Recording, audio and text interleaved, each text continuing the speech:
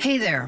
Welcome to the Pine Island Experience podcast. I'm Joanna Anderson with my husband, Trygve. Each of our episodes will be conversations with fellow Pine Islanders. The goal of our podcast is to share with you our experiences, what we have found to be fun, and what makes the Pine Island experience so unique.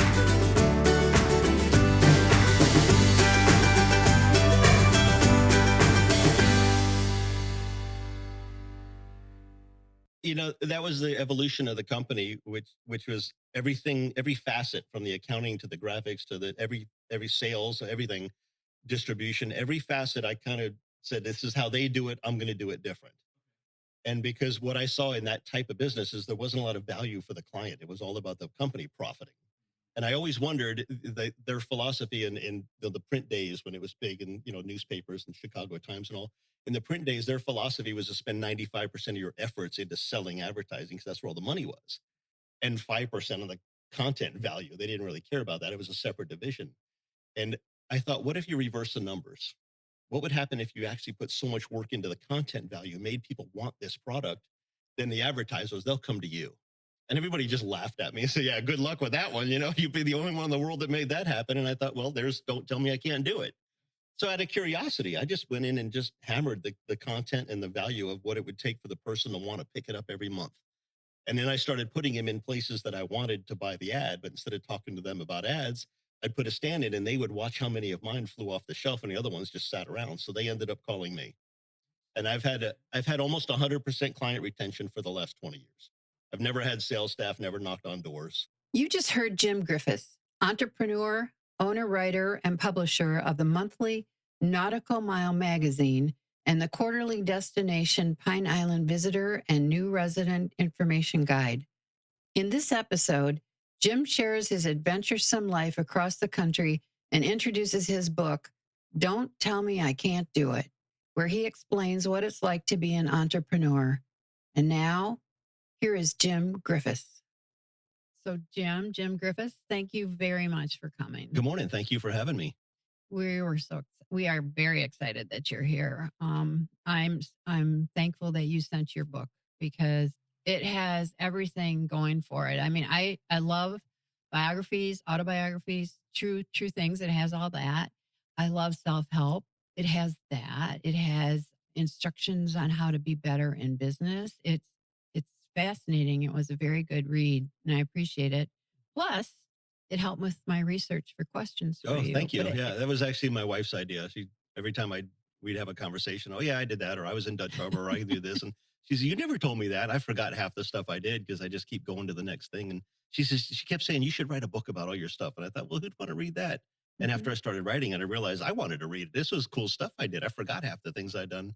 So I got to credit my wife for the idea anyway. And then, a year's worth of writing. It took a while to put it all together and have it edited and all, but thank you. That's a great compliment. It was brilliant. I love it.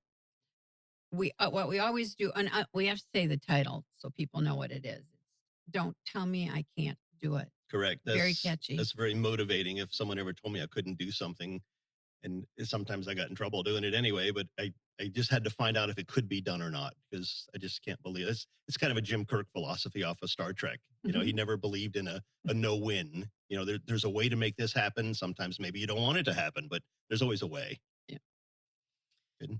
Well, so what we always do in the beginning, we start with your background.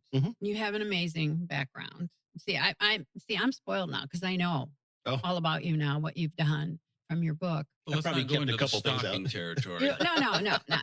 Yeah. But you started, if you could just tell us, like, just in a summary, and then we'll get into the details of what you've been doing and where you're from and where you grew up, where you moved to, all the different jobs, those fascinating jobs that you had, if you could share that with everybody. I thought they were a burden at the time, and now I look back and think those were the good years. I had a really good time doing those things that I did. But I started in Long Island, New York, actually. When I was 5 years old, my parents moved to Southwest Florida, here to Cape Coral.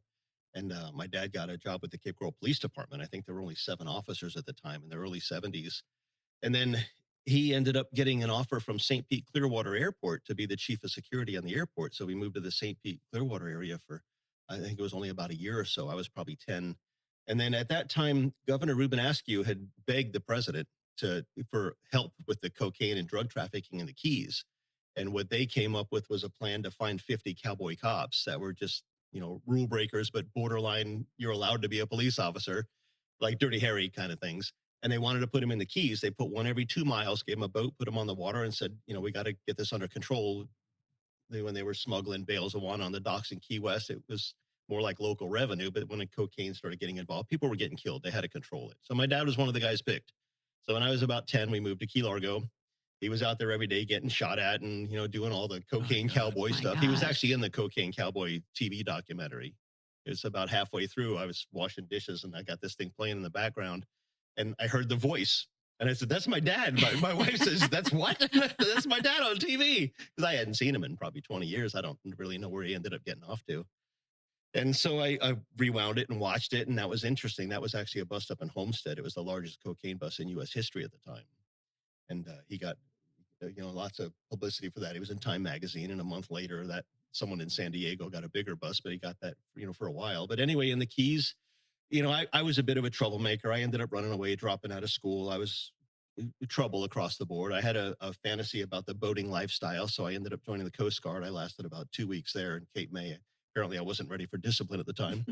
And so I ended up back in the Keys and I was illegally drinking at Holiday Isle and they had cable television, which cable was in the Keys, but it wasn't in the houses. It was just in the big restaurants and resorts and stuff at that time. And MTV popped up on one of the screens and I saw Bon Jovi. And there was the hair flying, and there was the girls throwing their panties on the stage. There's lights flashing. I said, oh, I want to do that. So I took off to California, and I grew my hair down to my waist, played in a rock band. And this was something I wrote about recently, where how do you know when you're doing the right thing? Or, how do you really know that this is where I'm supposed to be? I had the opportunity with the band I was playing in to play in a local club that was over 1,000 people that night. It was a local rock band that was well-known playing as the headliner. They just needed some lesser band to make the headliner look good. So they picked us. And after playing in front of 1,000 people, I thought I was going to leave that stage feeling as high as you could feel without a drug. And I didn't feel it. So then I realized, what, this isn't what you're supposed to be doing. I just kind of woke up from that little tornado I went through. And I ended up in Dutch Harbor, Alaska. I commercial fished for a couple of seasons for money to come back here. So that's the, is that like the king crab place? That's where the king From crab Discovery, boats go it's, out it's of. a similar thing? Yeah, that was the boats were there. And Okay. I saw the boats and all that were at the same docks, but I couldn't do that because you have to fish up there for quite some time to prove yourself. Because it's so mentally and physically tough straining, to do what they do because you can't be on that boat and have any kind of problems. Mm-hmm. And I didn't fish up there long enough to be qualified to do something like that. So I did make good money and I was able to come back here and I went to work at a car wash in Cape Coral, lived at the Del Prado Inn for $100 a week. And I was basically, really tough struggling. But one thing led to another, and I started my own business, waxing and cleaning boats in Cape Coral, which led to the publication. That was 20 years ago. Everything at the time seemed like, oh, I've got it so bad and this is tough. But the mentorship and the guidance and the people that reached out to me along the way and helped me do things, I look back and think, what a blessing. I mean, everything I've done, I should be living under a bridge in the Keys right now, being a bum somewhere. But it was other people that reached out to me and saw something I didn't see in myself and helped me along the way. So that led to everything else I've done. And now I'm just kind of wondering, what do you want to do next? What's going to be the next fun, exciting thing you're going to do? Because there's still plenty of time. I do think it's interesting because I think for many people, it's easy to kind of forget the value of any experience, even if you didn't have multiple careers, if you want to call yours multiple careers or something like that. But, as time goes on, something comes up and you're able to make a decision. Whether it was waking up to say, this is not what I want to do, or how to do something better or different, or I think I'd rather do this and that. You're able to make that, though, because it's a sum of those experiences. Right. So you look at these things up front. We were joking with the last guest. My first job was lifeguarding for 50 cents an hour. People say, lifeguard, 50 cents an hour. I was living the dream. Oh, yeah. I mean, that sounds pretty cool, actually. I was outside with a bunch of kids. There's always music playing in the background. I wasn't doing heavy labor like, a lot of kids worked road construction and those kind. Well, they made a hell of a lot more money, but they were killing themselves. And I'm sitting in a chair watching people swim. Eventually they spent their money and they have no experience other than heavy labor. You've got all that experience to look back But on. you add those things up over time. And I do honestly believe that's the foundation now of some of the things that we're all doing is, but if you figure out how to apply it, you keep the good Right. and improve on those, and you throw away, okay, that was pretty stupid. I should have never done that. And you say, Oh, okay, I got a few of well, my those. lesson is I won't do it again. Right. Yeah, I've got a few of those. I kind of blocked them out and forgot about them. That was pretty stupid. Shouldn't have done that one, But they all lead to something else. Yeah. So it's a lot of fun. There's a lot of days I regret not joining the Army and doing the 30 years and getting the pension and following the routine. But then there's other days you think for the trade-off, what a life. I mean, I've just seen and done so much stuff. I'm so grateful that everything worked out the way it is, and I'm still able to live and talk about it. But it sounds like, from what I read, you had this great work ethic. I mean, and you had mentors, but mostly it was Yep. you like to work hard and do well, so you were being promoted all the time, or doing well in business. When I was younger, I don't think I knew any better other than to do that, because I think it started at the boat rentals at Pennycamp Park. I was 11 or 12 years old, and they let me work on the docks. And it was exciting for a kid to be able to drive the boats to the gas dock back and forth and, do all this stuff. And I was the one that went down and showed the people how to operate the boat and where the anchor is, and showed them the propeller, make sure it's all good, and how to navigate and stuff. And that young, being on the water in the Keys, that was just fascinating. I mean, I was the dock guy at Pennycamp Park Boat Rentals, and it was just such a cool job. But my boss was incredibly strict. You're on time, you're going to work. These are your breaks. This is what you do. Those anchor lines better be in a circle shape. And he was very strict, and he taught me. And this is an interesting piece here from what we were just talking about. He came in on a Friday, which he always did with paychecks, and he hands me an envelope, and he says, "You don't discuss this with the other employees." He walks away. I thought, all right, did I just get fired? I mean, I didn't know what was going on here. And I opened this envelope, and it was a couple $100 and a check. And I found out I just got a pay raise up to like $260 an hour or whatever the wage was at the time, big increase. And excuse me, it was more than what the mechanics were making at the time that worked for him in the shop. And I had to ask why, because I want to know what I'm doing right and what I could do better or whatever. And he said, let me explain something to you and try and understand the best you can. You're doing the work of two people. So you're saving me from hiring a whole nother person and everything that goes along with it. So it's worth me paying you this, because I'm actually still saving money by giving you this much. And he was explaining how work ethics and hard work and showing up and all that ended up paying off on a job if you were willing to do it. And maybe that doesn't work at every job, but I learned at the age of 11 or 12 years old that the harder you work, the more you get. That was what it came out to be.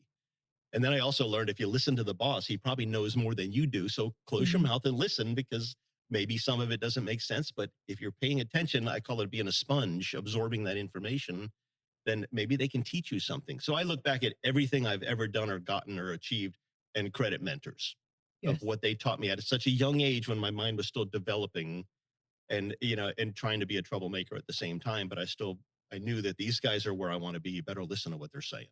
There must be something about 11 and 12-year-olds, because Reed Freeman started working because his dad bought SOBs at Fort Myers Beach. He started working for him at 11. And then I know that family pretty well. And then Tommy started at 11, I believe, working. And we talked about Sophie at 11. There's something magical about being 11. Yeah, that age group seems to be at a developing stage of when things start to sink in, if you want to work or not, really. Yeah. And I think Sophie's actually kind of teaching her parents some work ethics. So it's going back and forth, and everyone in that family is just incredibly, oriented to priorities and working. Sophie is just so cool. She's so cool to be around. Makes you want to be a kid again and grow up just like that. So we go back to Pennicamp for a second. Oh, yeah. And so you're a young kid, 11, 12, whatever the age was.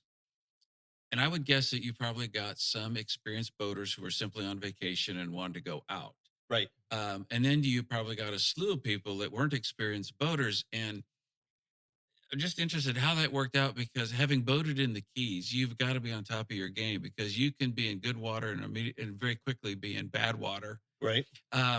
So plus the fact, many adults don't like to listen to children, per se, on giving instructions. Yeah. So here you are, this barely a teenager, instructing people, I assume, of all ages, of all experience levels, kind of stuff like that. And that had to be an interesting environment. I mean, I think probably as you began to talk, people understood that you knew what you were talking about. Right. The routine of showing them the boat or whatever. But that had to be, there's probably some really interesting challenges or story, because I know most dock masters could talk to you for a month and still have 1,000 stories left. Right. About what's happening crazy on their goes docks. on, what people do with boats. What was that like, being such a young kid, because I'm sure you were renting to at least had to be, what, 18 or 21 and over.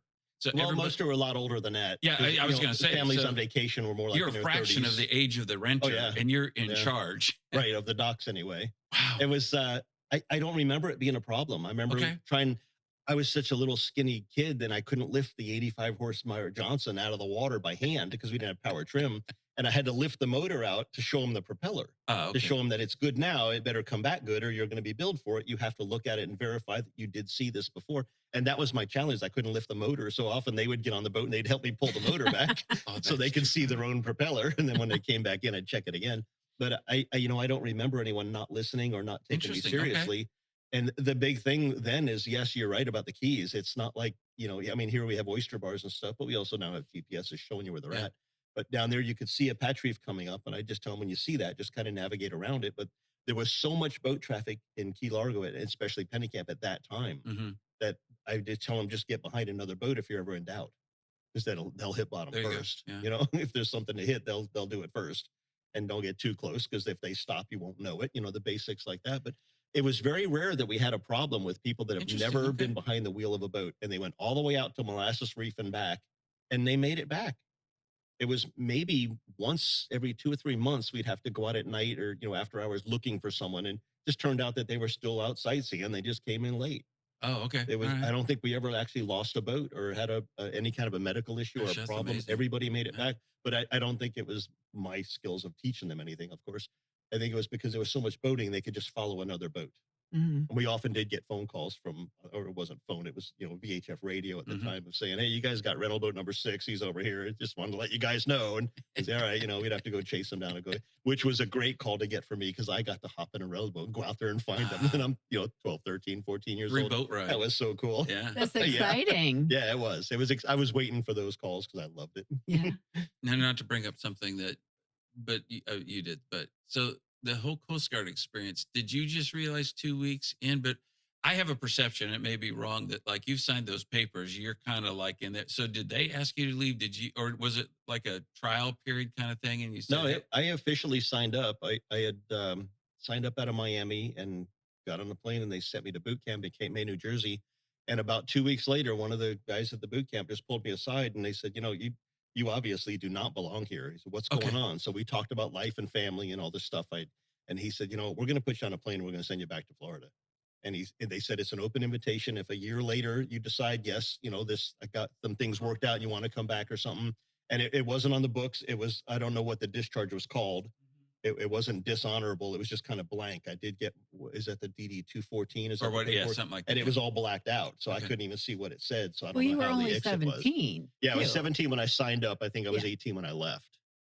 But how And fascinating that, and maybe I've watched too many movies, and but the fact that somebody realized that, and maybe one of your first early mentoring experiences with a person said, "You're in the wrong job, son." Kind well, of thing. we weren't at war. There wasn't a serious. A lot of people wanted to be in the Coast Guard. It might have been different if there was other circumstances where they Right. said, "No, you signed up. We're going to put you in a different class here and get you into shape. Then we're Yes. going to put you into boot camp or Okay. something." So I think the circumstances of the times Timing, were yeah. probably there where they said, Okay. "You don't want us. We don't want you. Let's just forget this ever happened." And sometimes I really wish that would have stuck. I wish I could have stuck it out because it would have been fun to get transferred to the Keys or something. But later I had found out they're just going to ship you somewhere and make you paint boats or something Right. because of your background and all. So maybe it was better it didn't work out. Things always have a funny way of working out the way they're Invariably, supposed to. they Yeah. seem terrible at the time, Right. or devastating When you're in the some middle of situations. it, it's horrible. But when you get out, you think, "Ah, that wasn't so bad," and you end up okay. Yeah, she had a situation where the institution she's working for got bought out by a much larger corporation, and about, I don't know, 4, 5, 6 months in, they decided to let most of the management go, which not uncommon in a buyout kind of situation. At the time, we're like, "Oh my God, what are we going to do?" And we said, "We've always wanted to be in warmer Florida. Let's just find What an something Florida opportunity. and move." So Yep. yeah, it was something that at face value, when the first phone call came in fact, we still, I mean, it's enough. I said, we were at a Mexican restaurant. I don't know. It's one of those things. There's a lot of stuff I've forgotten, but I know we were at a Mexican restaurant. She took the phone call and she goes, "Well, I've just been let go." Oh, And wow, what a call to get.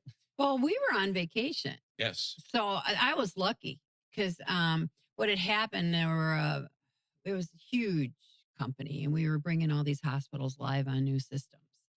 And we each had a bunch of hospitals as directors and we brought them all live. And then the company decided, oh, well, we're going to bring in a consultant now to run it. And Mm. so my boss called me. I'm on vacation. We were in Outer Banks. Outer Banks. My boss calls me. Bigger questions: why we're at a Mexican restaurant in the Outer Banks, but never new No, topic. but my boss calls They're good me everywhere. and he goes, Joanna, we were let go. And this is my boss is being let go. And I'm like, what? I just got a letter of company. And he says, no. They're going to outsource to a consulting company. Did you think it was a mistake or something at first? When Did you first I? heard it?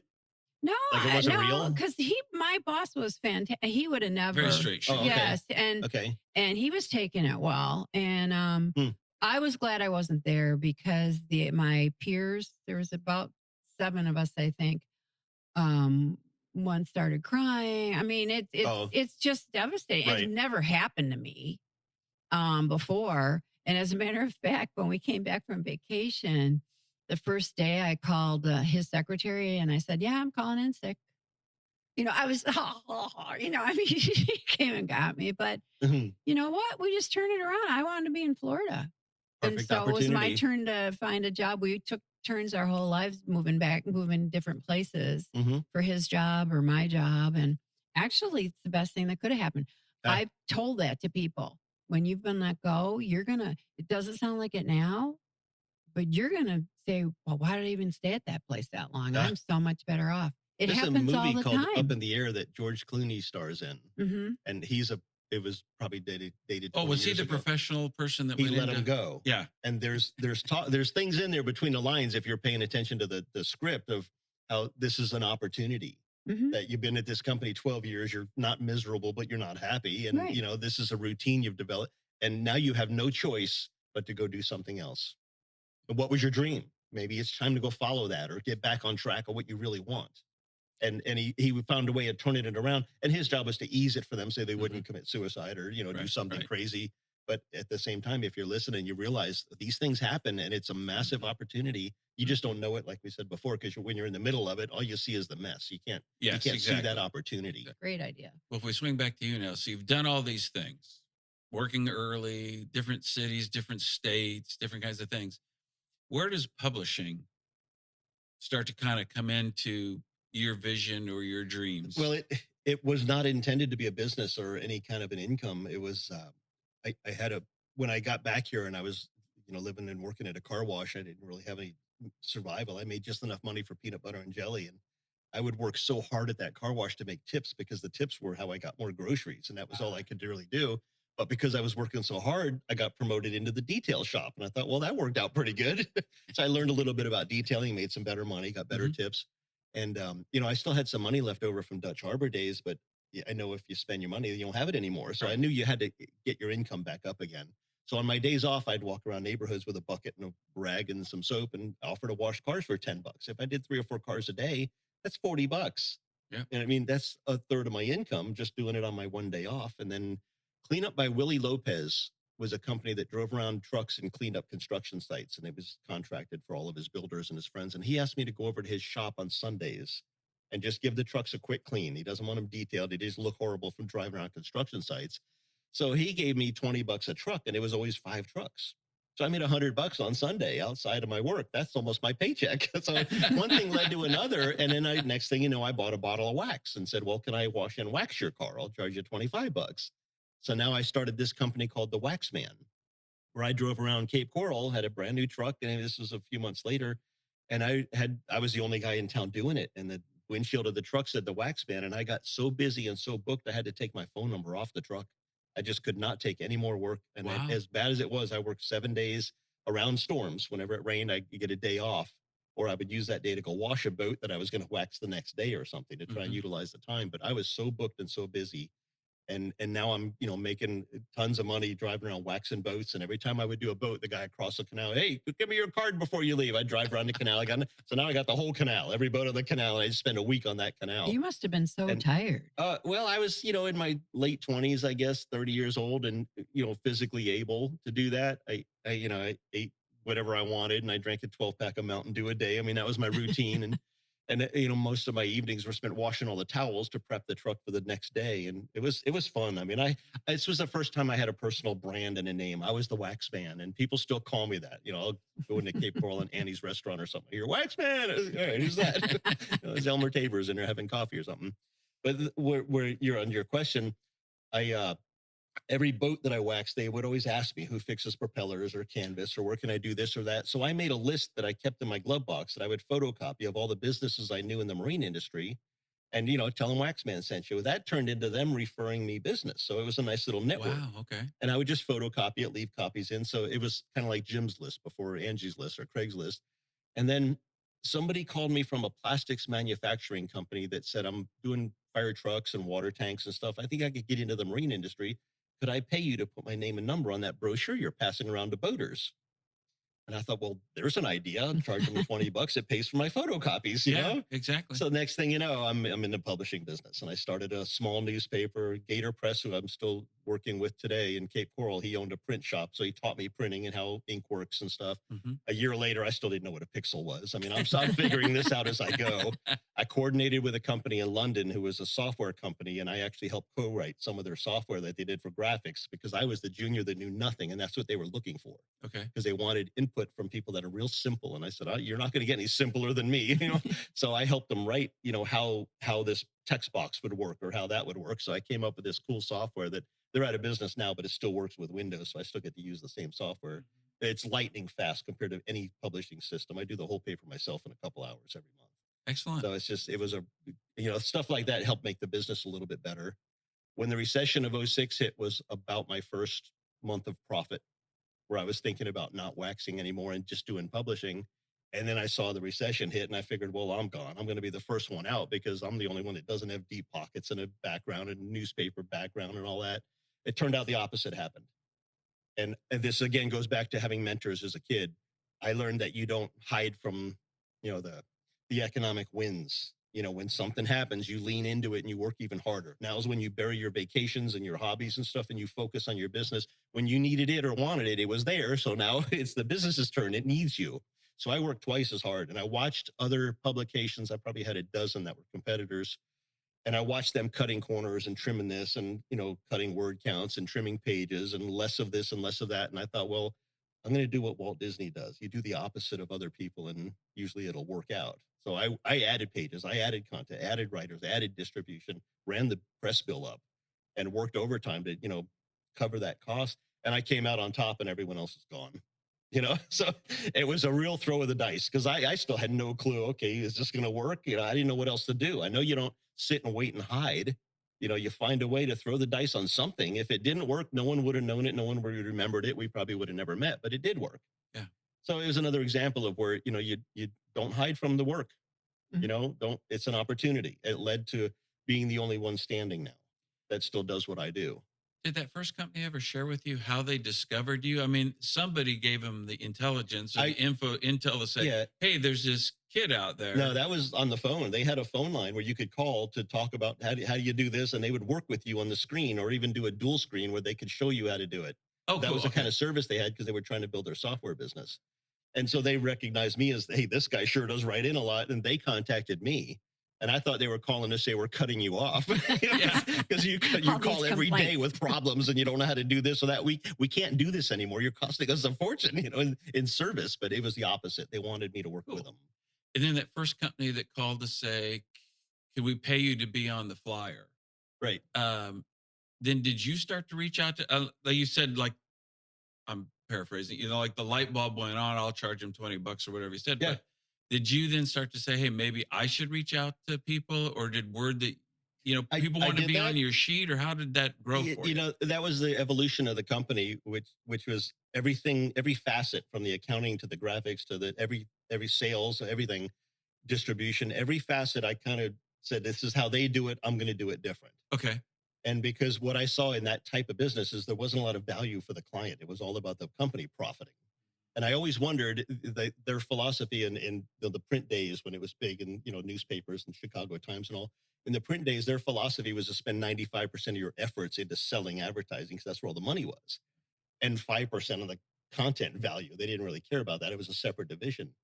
And I thought, what if you reverse the numbers? What would happen if you actually put so much work into the content value, made people want this product? Then the advertisers, they'll come to you.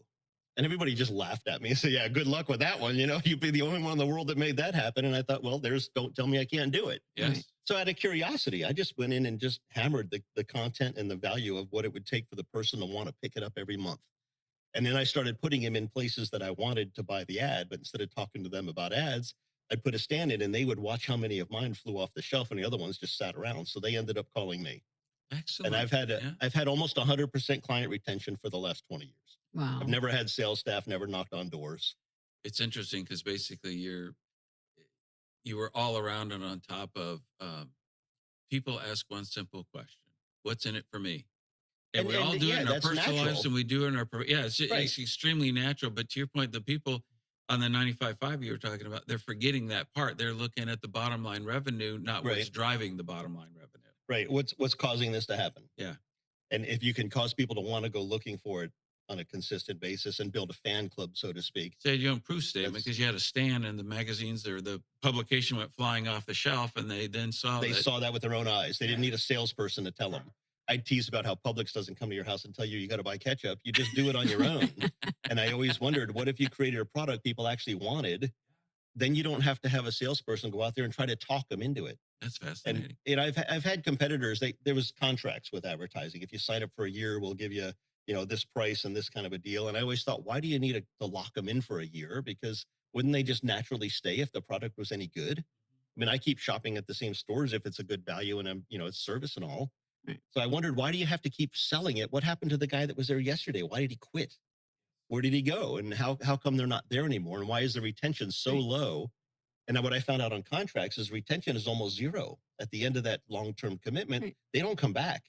They move on to something else. And my retention was 100%. So I'm thinking I have no contracts. And you don't have a sales team, right?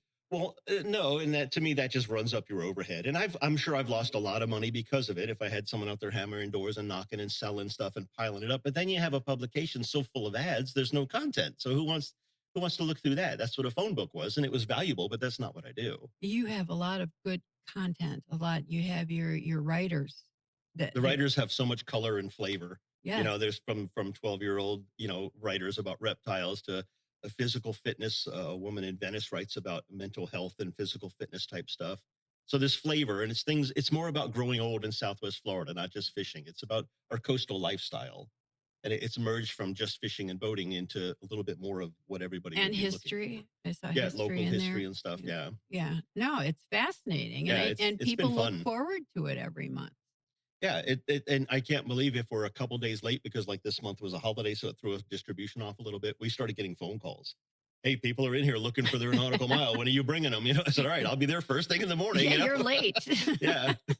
So I think you have two publications, correct? So Nautical Mile you mentioned, and then you have a destination. Just recently, I realized there was minimal information left on Pine Island, and they're out here trying to recover. Mm-hmm. And a lot of people go to Michelle's and Mount Lachey, and they kind of stop there, and they go back into town, and they don't go further because they think, oh, it's just all broken and damaged. They don't realize everyone's open out here, and there's no construction out on the island. It's stopping traffic. I mean, everything's working, and the restaurants are kind of like, where's everybody at? The drop in people this year is pretty intense this summer, more than it has been for years. And so I started this thing called Destination Pine Island, and it's a quarterly versus monthly because the information doesn't change often enough. And it was 8 or 10 pages, and it was just going to be kind of just a brochure type thing. But now the first issue was 32 pages. And I had so much more, I just had to stop because the press is saying, hey, we need your files. We got to go. So I had to send it in. So I just called it Destination Pine Island. And it's the utility companies. It's a map of every restaurant, whether or not they have a tiki bar, or if they have breakfast or what they do. And I noticed there's 2 or 3 restaurants that I didn't have on it that are opening, that just did, or they're opening soon. I think Ragged Ass is turning into Marker 3 or something. And there's a lot of new activity out here. Mm-hmm. And so I just put it all together, and it's a list of where all the nature trails are, and there's wildlife articles about what to expect on the island and the history of the island. It's the largest island on this coast of Florida, and it's mostly palm tree farms and other land. It's not over polluted with condos. You don't see the water here, because it's not that kind of an island. It's a very unique island. And I just put this together, and now people are I'm seeing the online readership is getting higher than I had expected. It's a print version, but I do a digital version for people that are out of town, and people are flipping through that. And I noticed stands all over town are empty. I got to go refill them all. The liquor store went through a couple of hundred the first 2 weeks, and I said, "But did someone steal them?" And she said, "No, everybody grabs one of those on their way out."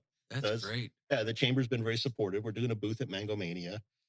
And something else that I do with that hasn't happened yet, but I've done it before with other things. When we're done with it, the remainder doesn't get thrown away. I put them in a plastic bag and I'll go throw them in driveways in Cape Coral and North Cape, just to make sure every one of them gets moved. It's That's a 3,000 great per idea. quarter. Yeah, it's I do it on recycle day. I find out what neighborhoods do recycles, and if Mhm. there's a blue can in the driveway, someone's probably home, so they get one of these things. And you never know who's got visitors coming to town or who doesn't realize, oh, Pine Island's right there. Let's go out there one day and have lunch or something. And there's a lot of boating restaurants out here too. You can bring a boat to and tie up. A lot of people look for things like that. This is a hidden island. Yeah. Having grown up in Cape Coral, it's not really applicable to you because obviously you had some awareness, but Actually, I didn't come out really? here till I got when I was waxing boats. I got a call from Bokeelia, Oh, okay. and I thought, I don't want to drive all the way out there. And when I was driving, I thought, this reminds me of the Keys. This is cool. So I bought a little trailer out here and ended up losing it in that recession. I paid for it though. I didn't know you could give it back to the bank. So oh well, that didn't work out. But then I realized Bokeelia is pretty cool, and it's not that far from town because there's no red lights and nothing to stop you. It's a quick drive. So I ended up buying a house out here. in That was one of Bokeelia. our questions. How did you find Pine Island? It sounds That Your was how I work? discovered it. The trailer I gave up and moved back to Cape Coral. That was a weekend fishing camp type of thing. But then when Robin and I met and decided we wanted to look at buying a house, we rented a house here off of Craigslist by the marina. Beautiful big home, 6-car garage. I mean, a Wow. beautiful place, and it was cheap rent. The guy just wanted somebody in it rather than vacant. So we rented that and realized, yes, we do want to live out here, but how do you move out of a 6-car garage? I mean, now we got to start looking for property. And he approached us and says, I built 100 houses out here, made a lot of money. I'm done. I don't want to rent. I want to collect cars and, retire. And so he just sold us the house dirt cheap just to get rid of it. And I thought, the only investment that ever really fell in my lap where I was at the right place at the right time. And that now, same thing. How do you move out of a 6-car garage? So we stay there. Yeah. It's always interesting though, because friends and family, we said, oh, we're moving to Pine Island or we live on Pine Island. And where is that? Right. Even some people that live in Florida, where is that? There's another Pine Island up by Cedar Key. Is there really? So sometime if Okay. you Google Pine Island, Florida, sometimes that one pops up and I think, what are you doing out there?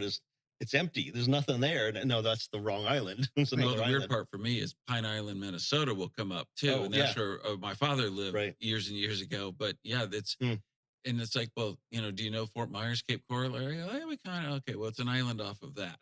Because I think Yeah, they've heard of like it's- what are the vacation ones off of Sarasota and Bradenton, that area? Those are somewhat Siesta Key and those are Yeah, quite right. well known nationally, probably from the vacation. Well, yeah, if you're airfares. national, you could say Tampa. We're a little south of Tampa. Yes. To me, anything north of Burnstore is up north. You know, you get to True. Burnstore Marina and cross the county line, you're up north. Yes. Well, Burnt Store Road's just an access to get you 75 should you need to go Right. north. Yeah. Now, how'd you come up with the name Nautical Mile Magazine? You know, I was thinking of that just yesterday when I was thinking about coming here today and thinking of the history of the paper and remembering people I met and things I've done. It's been a great time. But the name was a dozen names on a piece of paper that you weed down to 6 and think, all right, these 6 have potential. And then you have the first press deadline. You got to send them something. And actually, the first publication was August 2003, I believe, and it was before I actually got into it. The print size. This was just something I made. It was photocopies at Office Depot, and the first one was batched. I had to throw them away because side was upside down. I had to redo it because it's 2 sides per page. And Yes, yeah. I ended up folding them and creasing them and putting them under boards of wood with bricks on them to put a crease in them. And it was 100 of those, and then I'd go out and pass them out, and one thing led to another. But it was called the Cape Coral Boater at the time, and then I thought, why don't I do the whole county? Reach for the stars, Sure. So the name Nautical Mile was on the list with several others, and I just had to close my eyes and put my finger down and say that's going to be the one, and just go with it. Well, it's a great You name. know, and I had to come up with something, and I thought maybe you could use a slogan later, like we go the extra mile or something. Who Mhm, knows where it would mhm. go? Well, you know, and you see names like Google and Yahoo, most people don't know they actually represent something. They think kids just pull a name out of a hat. And once enough time passes and you brand something, that just becomes a name. That's interesting. Is it not related to what you do per se, but the point you were making is years ago when Haagen Dazs ice cream first came onto the spot. You know, we loved it. It was one of the first, at least that we interacted with, first premium ice cream. Tasted really good. Long story short, FedEx, or excuse me, FedEx. What did I say? FedEx. Haagen Dazs doesn't mean anything.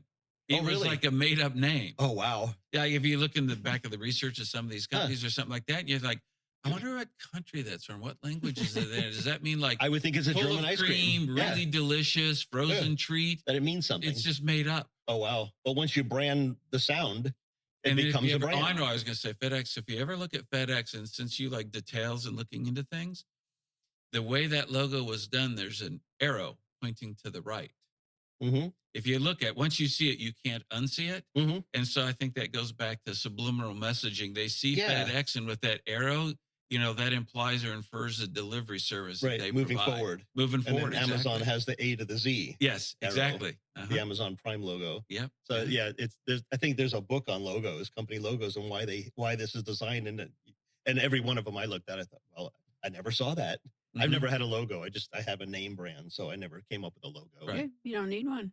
Yeah, people remember the name. They've heard the name. Yeah, they know So it. it's So with all these experiences, the publications, the Waxman, the whole thing like that, you've got to have some future ideas, and don't share anything that somebody can steal from you, but Mhm. other things that are going around in your head that you're considering that you might do.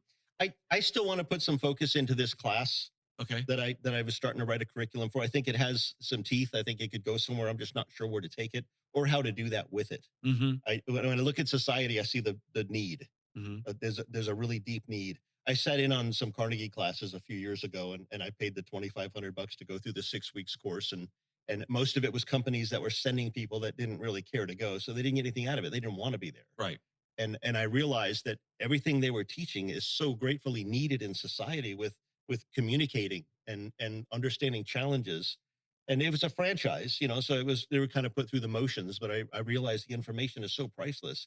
And I'm seeing younger people how they're so smart and so intelligent and so fast to be able to, you know, solve the world's problems, but there's so many holes that they didn't get. If you could fill those holes, they would be completely unstoppable. And the holes are more about social skills. You know, Mhm. when I talk to companies about marketing, I tell them it's not about how many people click your website. It's whether you've engaged with them emotionally to make them want what you have, because people make emotional decisions. And younger people are not in connection with how do you get someone emotionally connected. That's the last thing they're doing. And that's not a negative. It's just not the world they grew up in. Well, Right. and having interns and teaching them, I was just amazed that they didn't know how to work in business, in a business environment, Right. to write a business email, to run a meeting, Yeah. to Communication skills. Right. they didn't have grammar skills. I remember they had me on that community college Hmm. but I was a token advisory person. They Oh. didn't want to hear, as it turned out. Well, they don't feel our like they input. need that because they have computers and texting, but Yeah. it comes with more than that. It's about communication. Right. You know, who's the marriage counselor that's gone down in history. There's a particular one, I can't think of the name, but it's about the communication of what you said isn't necessarily what they heard. Yes. Correct. And how it was said makes a massive difference as to how someone receives it. And none of that's being taught. Right. You know, I mean, I think college is a great thing for anybody that wants to go, but at the same time, these things are not being taught. Customer service skills. Right. Never taught. Dealing with a And client, yes. getting off your phone and saying, "Hi, welcome to the store." I mean, it's a big deal. You don't see it, you know, but it's how you feel when you walk through the door. So instantly you don't, and it goes back to saying people make emotional decisions. I feel like they didn't even notice me walking in, and I'm the reason there's food on the table at their house. Right. At least say hi or acknowledge my Right. existence in Exactly. your store. But that's becoming so normal now that people don't think it's important to address it because that's how it is everywhere. And Or are are you you gonna go thinking without you're it? going to do online, or are you thinking you're going to have a Oh, seminar if it's in online, I probably person? wouldn't be interested because it wouldn't work. You've got to be there to be physically engaged. And even with some sort of Zoom environment where Well, you can see all their faces and I don't know if that would work for what I want to do. okay. If you're not physically engaged, I don't think you get that emotional connection and ability. Although I don't think you would have the option to do that. It would have to be on an online type of thing. But some things, I mean, you can't do a haircut over the phone. You know, Oh, I mean, true. you've got to be some things you Surgery. have to be there physical. Yes. You know, to make it happen. and I love writing. I started writing a detective type of series where this guy nobody knows why he's lost and disturbed, but he keeps drifting into new towns. And what he runs into, he ends up helping a family or something, and then he disappears, and everybody's like, well, who was that guy? But that was a whole 2 hour scene or something. And every time I watch a show like the Jesse Stone series or the Jack Reachers or something, I keep thinking, no, it's sounding too much like that because those things are in my subconscious and it starts looking like that. So now I got to go back and rechange it all, and so then you lose direction. Well, But that Jesse sounds was like kind fun. of dark, though, wasn't it? It was dark, but it was a guy that was, had drinking and marital issues, but he was in town, a good-hearted guy trying to help people. Right. But I keep catching myself drifting into those other characters, and I realize you can't copy someone, but I don't know how to get away from that. You mentioned redistributing the leftover copies so that people are aware of it. So when the publication is new or fresh, whereabouts do you drop it all off, or is it dropped off for you, whichever the system is, so people know where to pick those publications up? The official launch date was the 1st of July, so it isn't in all the places yet. I actually put it out a month early just because we were ready, Okay. and it was packed. But it's at the liquor store next to Winn-Dixie, Okay. at Doc Watson's Liquors. yeah. It's at maybe a dozen or 15 places out here on the island. It's at the Chamber. I've done a tented event just a few weeks ago that I was just kind of handing them out. It's got a booth at Mango Mania for that. I've put a stand at the outside of the feed store, Pine Island Feed. Right out, Mike saw this. He says, "Hey, not only do I want you to put a stand there, I want the back cover on the next issue." So I was like, "All right, it's all right." Sounds like Twist my Mike. arm. He says, "Will you take pictures for me?" And I said, "Absolutely." Mike's such a cool guy. He is. He's Yeah, very cool. yeah, I could sit there and talk with him for hours about his life and his history. He's just the coolest guy. So very, very quickly, we ran into him at Loki Tiki, hmm and he said, "Where are you from?" And I said, "Wisconsin." He goes, "Well, where in Wisconsin?" I've just learned over the years, I don't want to answer that question, not because I want to be rude, but I know as soon as I give the answer, people are going to say, "Where's that?" And then you go into this whole, here's the map of Wisconsin kind of thing, right? So I put it off, and Mike kind Is of it near something big that you could use that instead? no, that's the problem. It's Oh, kind of okay. middle of So no you can't place. say near Miami or something. Yeah. Okay. Well, if you did, it'd be misleading because the big cities are like Madison, Milwaukee, and it's nowhere near there. Okay. But anyway, so Mike, Because I don't know Wisconsin. See? Yeah. so Mike politely keeps pushing. So I'm like, well, okay, this nice gentleman he keeps pushing. I'm going to give him the answer. So I said, River Falls. Well, he was born and raised in St. Paul, and his grandparents owned a movie theater and a liquor store in River Falls, Wow. Wisconsin, and he summered over there. So after all these years of being hesitate to say, so you just never know who Right. you're going to meet and Right. the Where they're experiences they from. have. But yeah, that's And too down funny. here, that happens a lot. Yeah. Where someone knows exactly what you're talking about. Right. Because people here, you're from everywhere. So I run into that quite a bit where everybody knows exactly what you're talking about. I was in Missouri a couple of weeks ago, and I ran into someone that knew Bokeelia. No kidding. Where are you from in Really? Florida? Well, a little south of Tampa. Well, and it went on like you were just saying. Mhm. It kept He going wanted to on. know Well, where. and I just said, I'll shut him up. Yeah. Bokeelia. And he's, oh, yeah, I know Bokeelia. Really? That didn't shut him up. Yeah, I was kind of thinking that when I've done that over the years, their face always goes bad, like, oops, I went too far with the question. Oh. And I actually had the bad reaction because Mike goes, well, I used to summer there. So Oh, wow. yeah, to your point, it's really, really funny because that you just never, ever know. And I think you've been conditioned over the years. I know we lived in Chicago for a while, and people would say, do you know Jeff Griffiths? I'm like, there's 8 million people. Yeah. The chance of me knowing that. Now, here, if you say, do you know somebody, it's a Right. much higher percentage. It's a much Yeah. smaller community. So that's too funny. Yeah, small world philosophy. Exactly. It really is. We could talk to you for days. I mean, Well, this, yeah, this there's is a lot of so- holes in this, but yeah, well, I think we kind of covered the the- stuff anybody would all want the to good listen stuff, to anyway. But wow, it's just fascinating, and I hope you do end up figuring out how to teach, because that's such a valuable thing to teach people. It's what I want to do. I used to Yeah. volunteer in Collier County in their business classes that they do, the entrepreneur classes. And what they would do is come up with an idea, and the school year was spent building that idea into a business presentation. And it was a fictitious project. It didn't have to be real. They just wanted to, everybody wants an app, so they didn't let them do apps. They come up with something physical and real. Mhm. And you'd work them through the concept of a business plan. And the school put them through the textbook business plan. And what I did with them was sat with the group, and I went in once a week for a couple hours, and I would sit with the group and take them to the out of the box thinking type of thing, and reinventing the wheel and creating this, even how you present it when you're done at the end. How you present it can make or break if you're going to get anywhere or Absolutely. not. And if your product has any kind of validity in society, or if someone says, well, no, why would you do that? That won't work. Well, it's not about the product. It was about the process, but the product still had to have some kind of realism. Right. So that was a lot of fun. But Yeah. I still have kids from those classes that send an email once in a while and say, hey, I got a job at this company, and it was because of something you taught me in the Sure. class. Thank you. So the reward from that, I understand a kindergarten teacher or, a high school teacher looking back 30 years later and saying, these kids benefited because something I did Right. that I didn't even know about for 10 years. And there's a reward. I never understood the reward of a teacher, and you never know who it's going to be. I've got this philosophy on golf balls, so how you never know who you're talking to or what's going on there.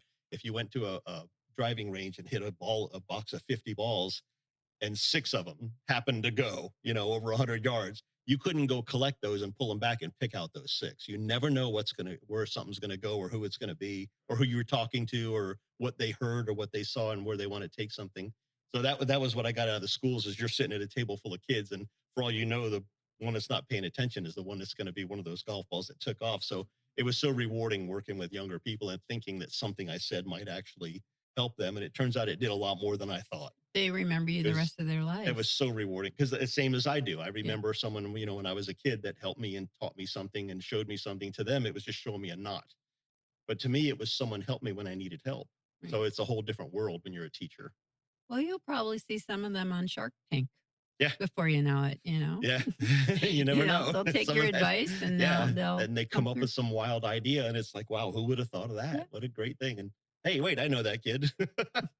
Well, thank you for talking to us. This Thank is you for so having me. This was great. enjoyable. I'm grateful you were on the island and you weren't. We're in Marco Island. Can you drive down No. for the day? You were right here. We want to This make is it perfect. easy. Yeah. All right. Thanks again. No, thank you. so much. We hope you enjoyed our Pine Island Experience podcast. If you have any ideas for us, people to interview, or any comments, please feel free to email them to us at pineislandexperience@gmail.com. That's pineislandexperience, all one word, @gmail.com. Don't forget to like us, and you may subscribe to this podcast using all the major catchers like Apple iTunes, Google Podcasts, and Spotify. Thanks again for listening, and remember, island life is a constant vacation. We'll see you on the next podcast.